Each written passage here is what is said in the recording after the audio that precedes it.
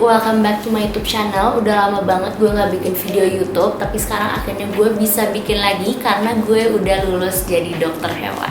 Dan di video kali ini gue akan sharing pengalaman gue kemarin, suka dukanya menjadi dokter hewan, dan sebenarnya kuliah kedokteran hewan itu mempelajari apa aja sih. Jadi untuk kalian yang penasaran, stay tune. Jadi gue dari dulu itu emang udah suka banget yang namanya hewan. Gue dulu pernah melihara anjing, pernah melihara hamster walaupun mati dan hilang-hilangan terus.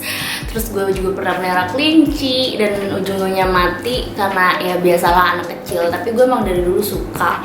Terus abis itu singkat cerita pada saat SMA gue itu masuk jurusan IPA. Nah karena jurusan IPA, fisika, kimia itu gue nggak bisa. Gue rada bisanya itu di biologi. Jadi apa nih kira-kira jurusan yang memang biologi aja gitu, ya udah akhirnya ya kenapa nggak kedokteran hewan, karena gue memang suka hewan dan gue bisanya di biologi. Jadi ya udah akhirnya gue memilih kedokteran hewan.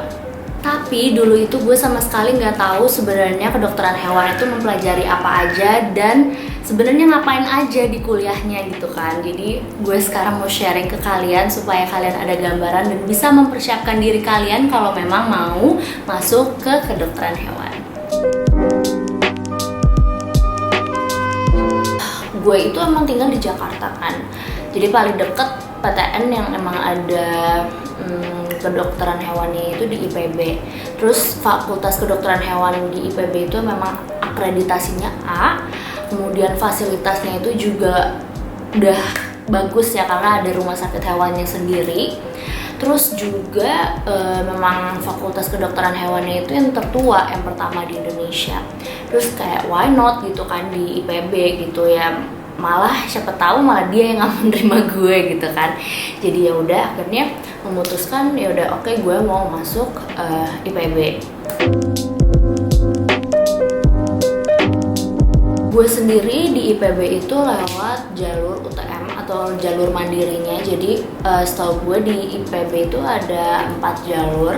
Yang pertama itu beasiswa utusan daerah BUD, kemudian ada yang SNPTN atau undangan, dan SBMPTN yang ujian bareng-bareng. Nah, gue masuk di UTM itu di mandirinya. Jadi kalau mandiri itu IPB sendiri yang buat ujiannya. Jadi gue akhirnya tes ujian mandiri di situ karena SNPTN gue gak terima, kemudian juga SBMPTN waktu itu karena kelalaian gue lupa ngeprint kartu yang apa sih, kartu buat ujian itu, akhirnya gue nggak ikut SBMPTN. Dan satu-satunya harapan gue itu adalah ikut mandiri, ujian mandirinya IPB, dan akhirnya masuk, alhamdulillah. Biaya kuliah gue pada saat S1 itu 13.500.000 per semesternya. Tapi setiap mahasiswa itu berbeda tergantung dari slip gaji orang tua kalian dan juga rekening listrik rumah kalian. Terus abis itu pada saat koas itu kan 3 semester ya. Jadi itu dihitungnya kayak totalnya gitu 17.500.000 sudah berikut dengan acara wisuda dan juga acara sumpah kedokteran hewan. Tapi dengar-dengar untuk koas di IPB itu ada perubahan harga. Jadi untuk kalian yang memang mau benar-benar kuliah di kedokteran hewan bisa browsing-browsing lagi sebenarnya biaya kuliahnya itu berapa. Tapi saran dari gue itu kalian gak usah takut kalau misalnya memang kalian udah keterima, karena di IPB sendiri itu banyak banget kesempatan beasiswanya. Dan gue juga nggak pernah denger yang namanya orang itu DO karena nggak bisa bayar, karena pasti kita bantu, maksudnya dari pihak kampus kayak BEM, dan kalau emang kalian nilainya bagus dan segala macem pasti kesempatan untuk dapat beasiswa itu besar banget. Jadi nggak usah terlalu dipikirin masalah biaya. Jadi kalian itu membutuhkan waktu 5,5 sampai 6 tahun untuk menjadi dokter hewan.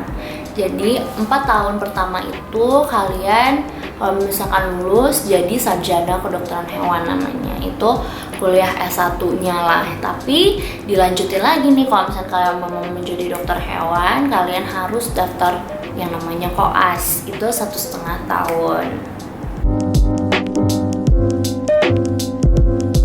Nah, jadi pada saat kita S1 itu kalau misalkan di IPB ya, jadi kita itu memang ada tingkat persiapan bersama. Jadi kita mempelajari lagi apa yang kita pelajari pada saat SMA gitu. Jadi kalian bisa bayangin pelajaran SMA selama 3 tahun tapi diringkas jadi 1 semester.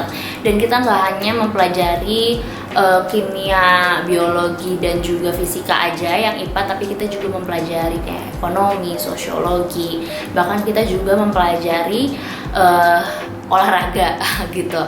Jadi ya itu selintas bayangan kalau misalkan kalian memang mau memilih IPB ya. Nah, tahun kedua baru kita masuk ke ranahnya kedokteran hewan. Nah, di kedokteran hewan ini kita mempelajari memang basic-basic kedokteran ya, seperti anatomi yang akan mempelajari struktur dan juga bagian-bagian atau organ dari tubuh, kemudian juga ada histologi, fisiologi, ya pokoknya basic-basic kedokteran hewan gitu. Tapi bedanya kalau misalkan kedokteran hewan, seperti yang kalian tahu sendiri, spesiesnya hewan itu kan memang banyak banget ya. Jadi kalian ya harus mempelajari itu semua gitu.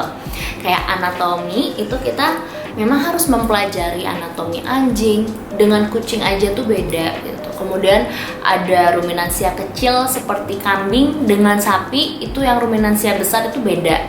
Dengan kuda itu juga beda lagi. Jadi kita harus mempelajari itu semua. Kemudian ada histologi, mempelajari sel-sel.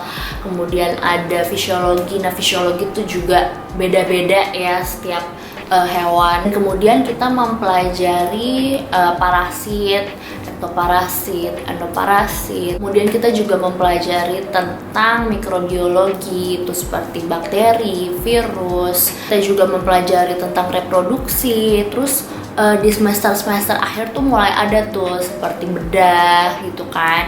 Kita itu diajarin gimana sih caranya untuk operasi ya kan. Ada misalkan operasi kastrasi, sterilisasi pada kucing gitu.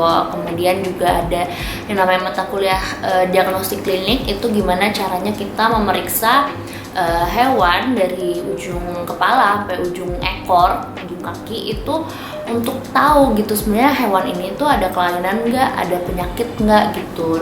Mulai dari anjing, mulai dari sapi, kuda gitu. Nah, memang di koas itu lebih ke praktek dan praktek. Kalau misalkan teori itu mungkin 20-30%. Jadi karena ada 3 semester, semester pertama itu kita lebih ke review lah pelajaran-pelajaran apa yang memang kita udah pelajaran di S1. Kemudian juga ujian di perbagiannya, jadi setiap bulan itu kita beda bagian dan setiap bulan itu kita ujian. Kemudian lanjut nih ke semester 2. Nah, di semester 2 ini yang seru banget karena kita latihan jadi dokter hewan berbagai bidang. Jadi kita bisa tahu lah sebenarnya di lapangan itu kerjanya dokter hewan itu seperti apa di bagian-bagian tertentu. Nah, untuk 1 bulan itu gue di industri produk veteriner, atau gue kemarin dapatnya di Bio Farma.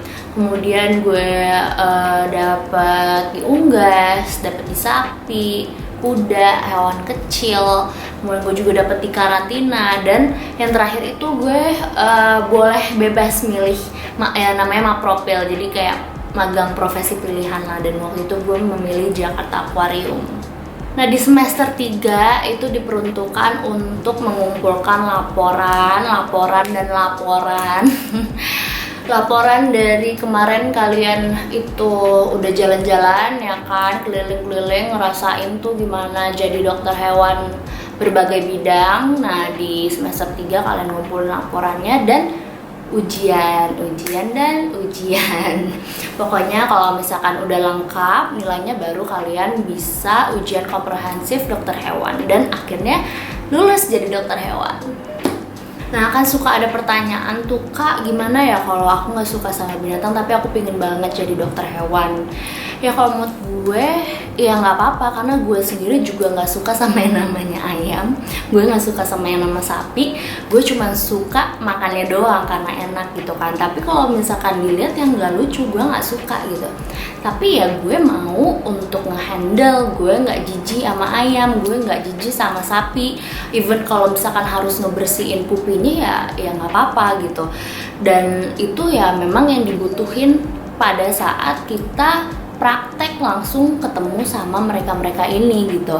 Nggak apa-apa kalian nggak suka, tapi kalian nggak boleh takut, kalian harus mau menghandle, kalian harus berani. Kalau misalkan disuruh misalkan suntik dan segala macam itu pasti ketemu lah seperti itu di koas. Jadi itu sih balik lagi, kalau misalkan kalian jijik, kalian takut dan kalian nggak bisa nge-overcome ketakutan kalian, ya itu sulit untuk bisa jadi dokter hewan. Sekian video gue kali ini, semoga bermanfaat untuk kalian yang memang mau menjadi dokter hewan. Ada pencerahan sedikit lah ya. Oke, jadi segitu aja. Jangan lupa di like, comment, dan subscribe. Bye.